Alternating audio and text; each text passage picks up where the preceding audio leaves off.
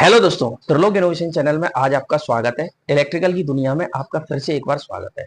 जितने बच्चे तैयारी कर रहे हैं, अच्छी अच्छी जगह से पढ़ रहे हैं, आपको यूट्यूब पे ये मेरे जो शॉर्ट्स हैं बहुत काम आने वाले हैं। इन शॉर्ट्स के माध्यम से आप एग्जाम से पहले मेरे सारे के सारे शॉर्ट्स देख लेना। आपके आने वाले पेपर में जो क्वेश्चन सिली मिस्टेक के कारण गलत होते हैं वो कभी गलत नहीं होंगे। तो आज के शॉर्ट्स में मैं सबसे ज्यादा इंपॉर्टेंट चीज बताने जा रहा हूँ, रिले। रिले और कौन सी रिले कहाँ यूज होती है, ये मैंने सारी रिले एक साथ टेबल बना ली है और ये रिले आपको एक साथ मिल जाएंगी। आपको बिल्कुल भी मेहनत करने की जरूरत नहीं पड़ेगी।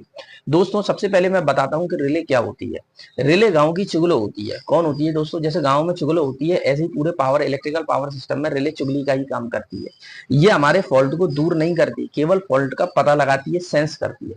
Relay is a protected device that can sense the fault and give the information to the circuit breaker, है ना, to trip the circuit। ये बात समझ में आई? भैया, रिले एक गांव की चुगलो होती है जो ये पता लगा लेती है कि फॉल्ट किस जगह आया है। ये पूरी की पूरी खबर अपने आदमी को, जो उसका आदमी होता है सर्किट ब्रेकर, उसको प्रोवाइड करा देती है। और उसके बाद सर्किट ब्रेकर एक्शन लेके उस फॉल्टी सेक्शंस को क्या कर देता है दोस्तों? आइसोलेट कर देता है। क्या ये बात समझ में आई? क्या ये पॉइंट क्लियर हुआ? चलिए, अब मैं बताता हूँ कौन सी रिले कहाँ यूज होती है।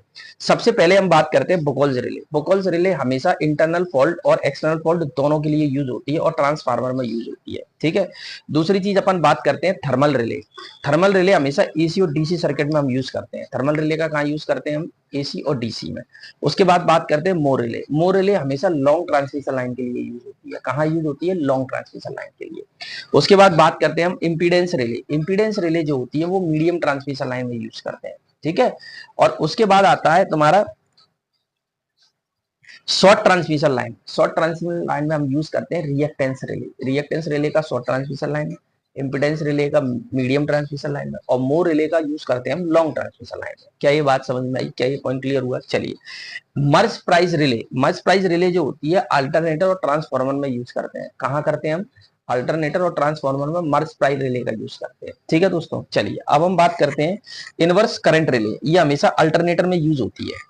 Inverse current relay. Inverse current relay मतलब ये होती है कि करंट की वैल्यू जितनी ज्यादा होगी उतनी जल्दी ये ऑपरेट हो जाएगी, इसलिए इसको इनवर्स करंट रिले बोलते हैं।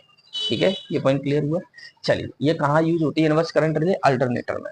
एक होती है तुम्हारी मर्ज प्राइस रिले। मर्ज प्राइस रिले अल्टरनेटर और ट्रांसफार्मर में यूज होती है। ट्रांस रेली रिले ये हमेशा फीडर में यूज होती है।